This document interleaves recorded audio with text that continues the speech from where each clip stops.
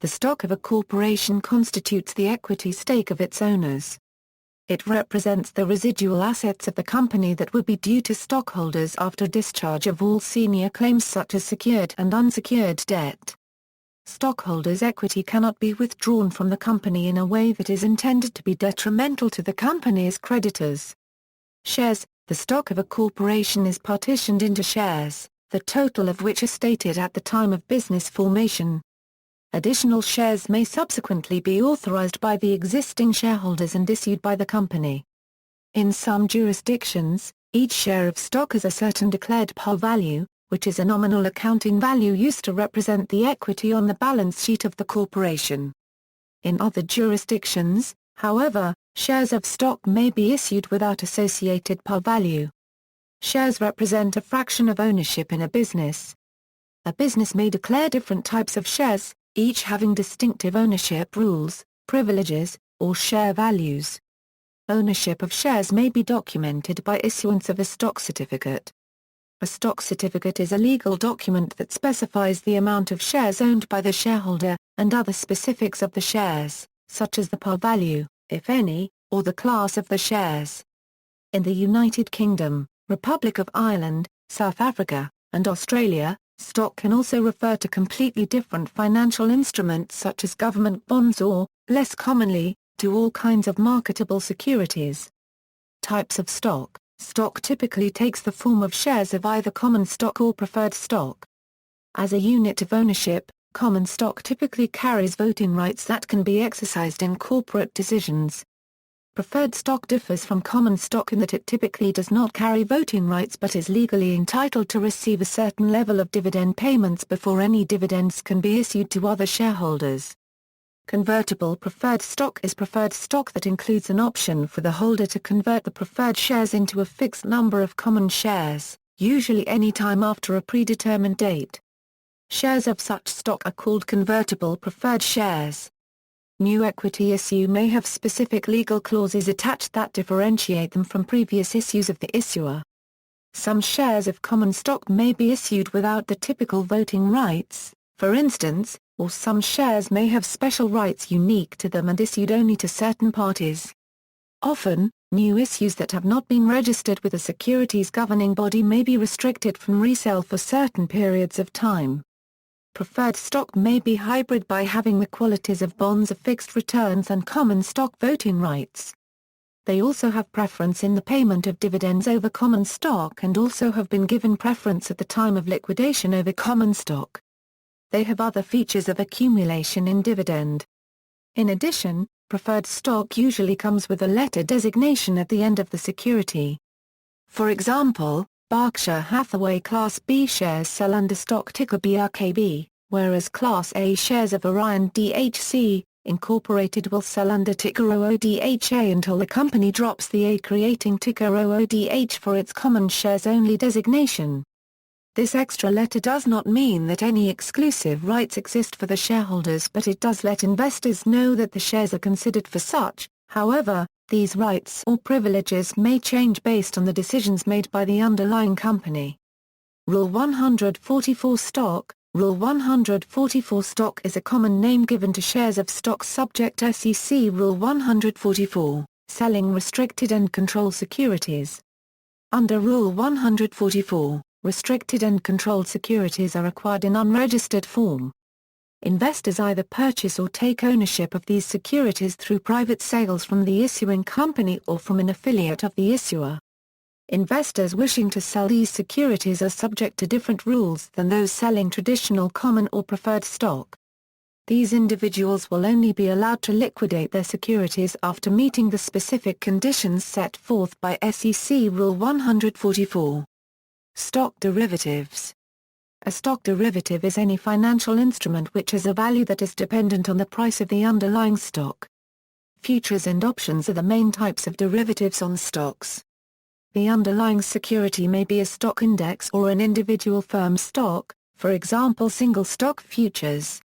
Stock futures are contracts where the buyer is long, that is, takes on the obligation to buy on the contract maturity date, and the seller is short, that is, takes on the obligation to sell. Stock index futures are generally not delivered in the usual manner, but by cash settlement. A stock option is a class of option. Specifically, a call option is the right to buy stock in the future at a fixed price and a put option is the right to sell stock in the future at a fixed price. Thus, the value of a stock option changes in reaction to the underlying stock of which it is a derivative. The most popular method of valuing stock options is the Black-Scholes model. Apart from call options granted to employees, most stock options are transferable. History. During the Roman Republic, the state contracted out many of its services to private companies. These government contractors were called publicani, or societas publicanorum as individual company. These companies were similar to modern corporations, or joint stock companies more specifically, in couple of aspects. They issued shares called parts and particularly which were small shares that acted like today's over-the-counter shares. Polybius mentions that almost every citizen participated in the government leases. There is also an evidence that the price of stocks fluctuated. The great Roman orator Cicero speaks of parts tempore carissime, which means a share that had a very high price at that time. This implies a fluctuation of price and stock market behavior in Rome. Around 1250 in France at Toulouse, 96 shares of the Société Copyright des Moulins du Bazacle, or Bazacle Milling Company were traded at a value that depended on the profitability of the mills the society owned. As early as 1288, the Swedish mining and forestry products company Stora has documented a stock transfer, in which that the Bishop of Varkarense Stora acquired a 12.5% interest in the mine in exchange for an estate. The earliest recognized joint stock company in modern times was the English East India Company, one of the most famous joint stock companies. It was granted an English royal charter by Elizabeth I on December 31, 1600, with the intention of favoring trade privileges in India. The royal charter effectively gave the newly created Honourable East India Company a 15-year monopoly on all trade in the East Indies. The company transformed from a commercial trading venture to one that virtually ruled India as it acquired auxiliary governmental and military functions, until its dissolution. Soon afterwards, in 1602, the Dutch East India Company issued the first shares that were made tradable on the Amsterdam Stock Exchange, an invention that enhanced the ability of joint stock companies to attract capital from investors as they now easily could dispose of their shares. The Dutch East India Company became the first multinational corporation and the first mega corporation. Between 1602 and 1796 it had traded 2.5 million tons of cargo with Asia on 4,785 ships and had sent 1 million Europeans to work in Asia, surpassing all other rivals. The innovation of joint ownership made a great deal of Europe's economic growth possible following the Middle Ages. The technique of pooling capital to finance the building of ships, for example, made the Netherlands a maritime superpower. Before adoption of the joint stock corporation, an expensive venture such as the building of a merchant ship could be undertaken only by governments or by very wealthy individuals or families. Economic historians find the Dutch stock market of the 17th century particularly interesting. There is clear documentation of the use of stock futures, stock options, short selling, the use of credit to purchase shares, a speculative bubble that crashed in 1695, and a change in fashion that unfolded and reverted in time with the market. Dr. Edward Stringham also noted that the uses of practices such as short selling continued to occur during this time despite the government passing laws against it. This is unusual because it shows individual parties fulfilling contracts that were not legally enforceable and where the parties involved could incur a loss. Stringham argues that this shows that contracts can be created and enforced without state sanction or, in this case, in spite of laws to the contrary. Shareholder. A shareholder is an individual or company that legally owns one or more shares of stock in a joint stock company. Both private and public traded companies have shareholders. Companies listed at the stock market are expected to strive to enhance shareholder value. Shareholders are granted special privileges depending on the class of stock, including the right to vote on matters such as elections to the board of directors, the right to share in distributions of the company's income, the right to purchase new shares issued by the company, and the right to a company's assets during a liquidation of the company. However, shareholders' rights to a company's assets are subordinate to the rights of the company's creditors.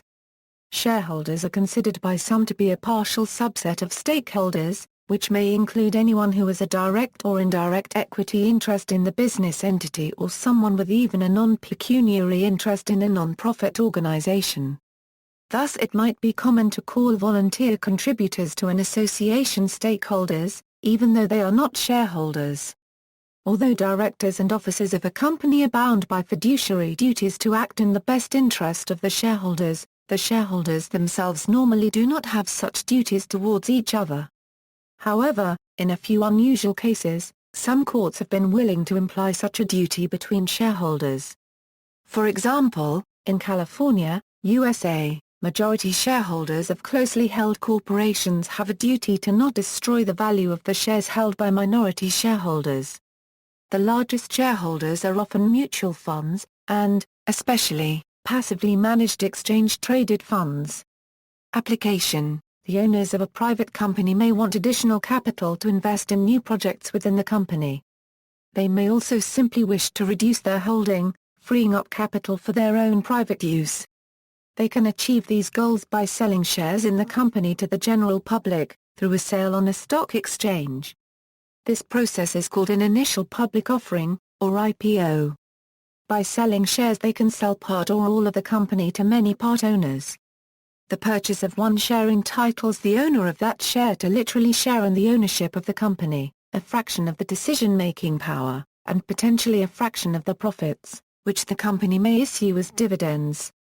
In the common case of a publicly traded corporation, where there may be thousands of shareholders, it is impractical to have all of them making the daily decisions required to run a company.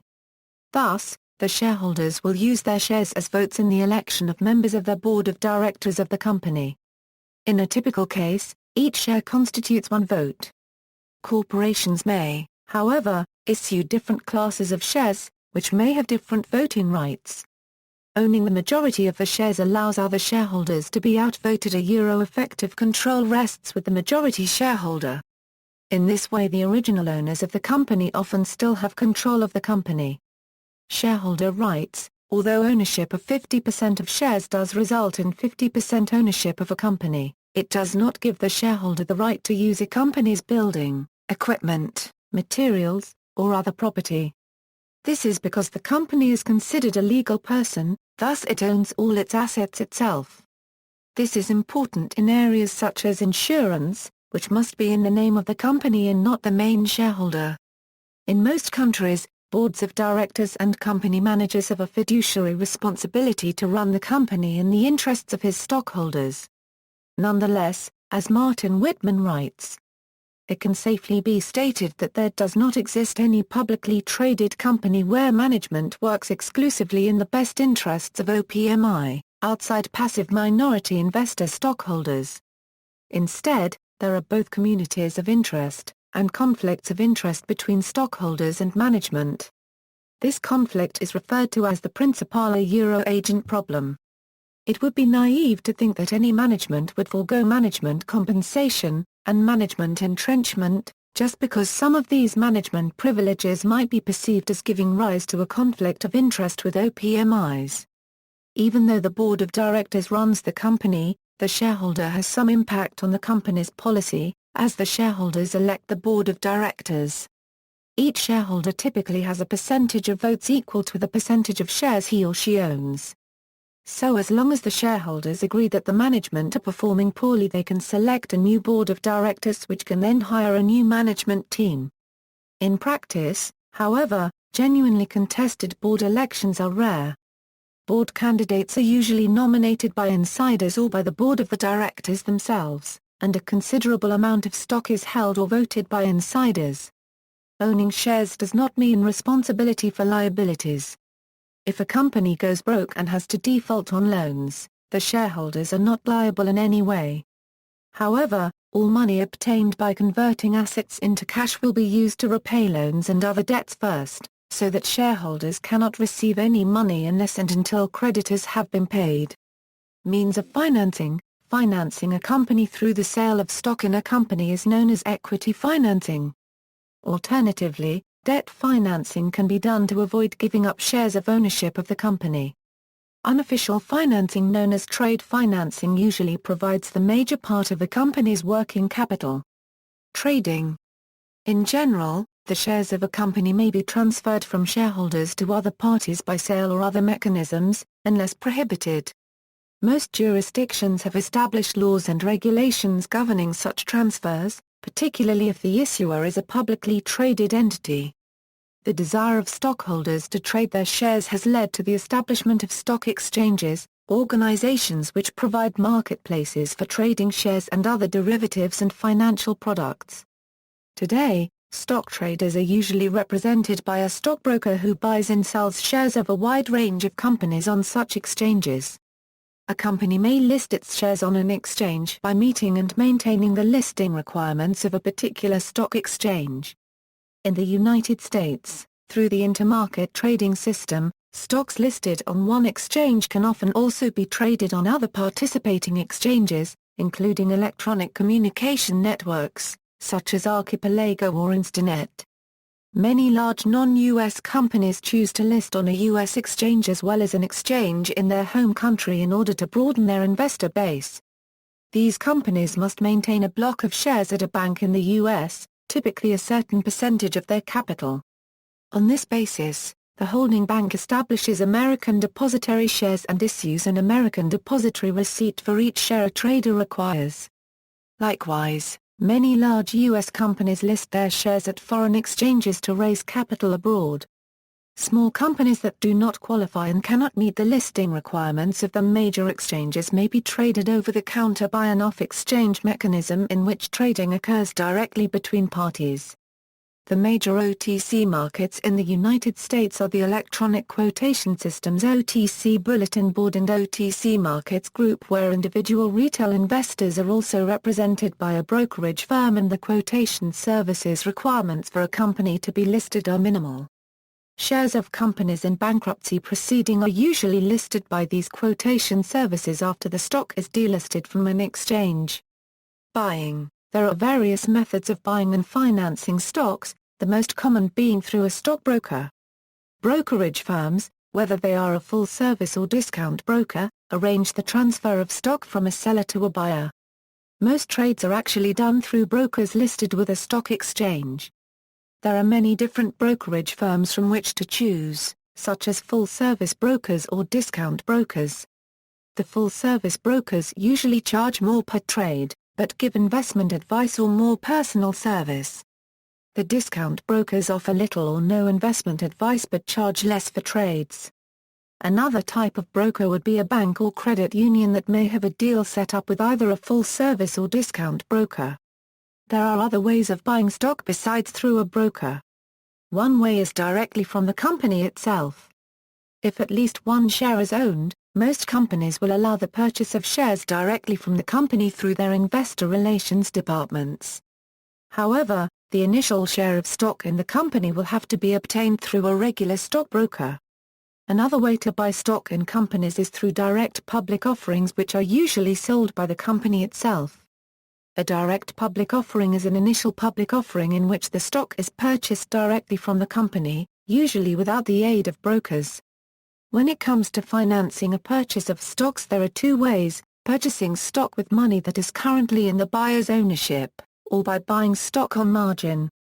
Buying stock on margin means buying stock with money borrowed against the value of stocks in the same account. These stocks, or collateral, guarantee that the buyer can repay the loan. Otherwise, the stockbroker has the right to sell the stock to repay the borrowed money. He can sell if the share price drops below the margin requirement, at least 50% of the value of the stocks in the account. Buying on margin works the same way as borrowing money to buy a car or a house, using a car or house as collateral. Moreover, borrowing is not free.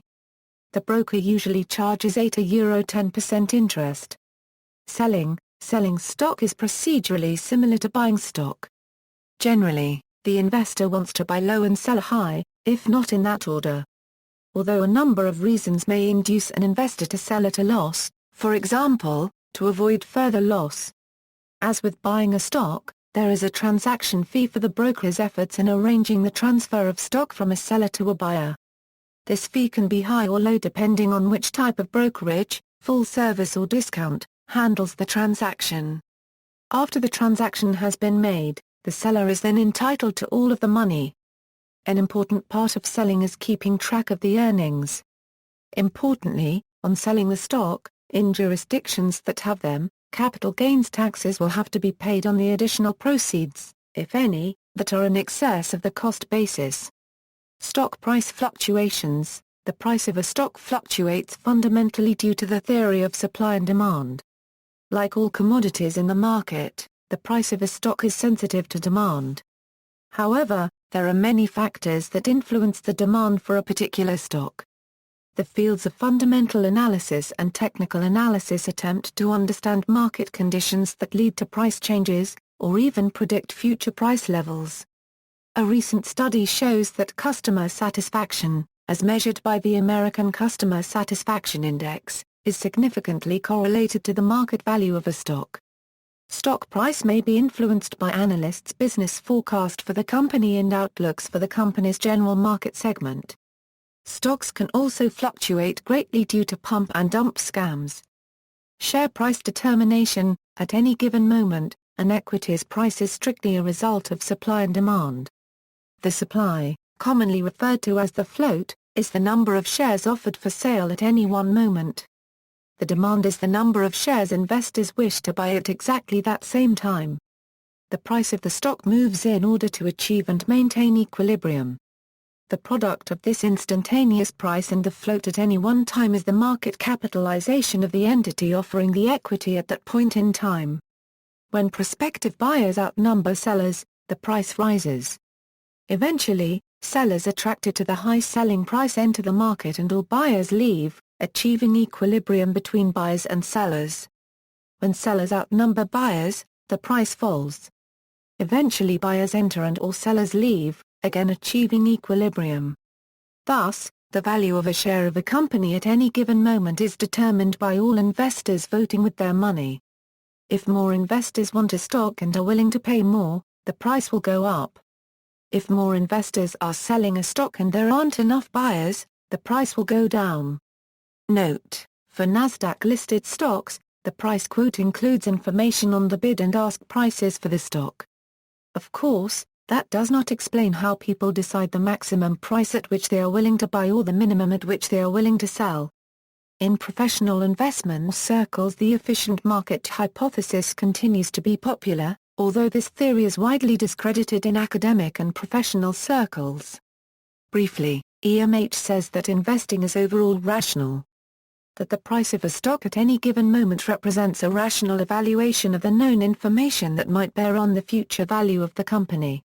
And that share prices of equities are priced efficiently, which is to say that they represent accurately the expected value of the stock, as best it can be known at a given moment.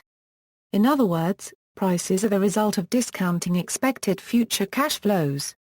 The EMH model, if true, has at least two interesting consequences. First, because financial risk is presumed to require at least a small premium on expected value, the return on equity can be expected to be slightly greater than that available from non-equity investments. If not, the same rational calculations would lead equity investors to shift to these safer non-equity investments that could be expected to give the same or better return at lower risk.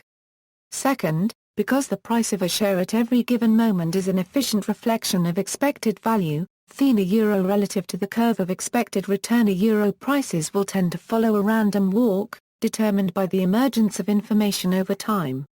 Professional equity investors therefore immerse themselves in the flow of fundamental information, seeking to gain an advantage over their competitors by more intelligently interpreting the emerging flow of information. The EMH model does not seem to give a complete description of the process of equity price determination. For example, stock markets are more volatile than EMH would imply. In recent years it has come to be accepted that the share markets are not perfectly efficient, perhaps especially in emerging markets or other markets that are not dominated by well-informed professional investors. Another theory of share price determination comes from the field of behavioral finance. According to behavioral finance, humans often make irrational decisions particularly related to the buying and selling of securities based upon fears and misperceptions of outcomes. The irrational trading of securities can often create securities prices which vary from rational, fundamental price valuations. For instance, during the technology bubble of the late 1990s, technology companies were often bid beyond any rational fundamental value because of what is commonly known as the greater fool theory. The greater fool theory holds that, because the predominant method of realizing returns in equity is from the sale to another investor, one should select securities that they believe that someone else will value at a higher level at some point in the future, without regard to the basis for that other party's willingness to pay a higher price. Thus, even a rational investor may bank on others' irrationality. Arbitrage trading: when companies raise capital by offering stock on more than one exchange, the potential exists for discrepancies in the valuation of shares on different exchanges. A keen investor with access to information about such discrepancies may invest in expectation of their eventual convergence, known as arbitrage trading. Electronic trading has resulted in extensive price transparency, and these discrepancies, if they exist, are short-lived and quickly equilibrated. See also. References. External links: Stock exchanges at DMOZ, Stocks investing at DMOZ, the oldest share in the world, issued by the Dutch East India Company, 1606.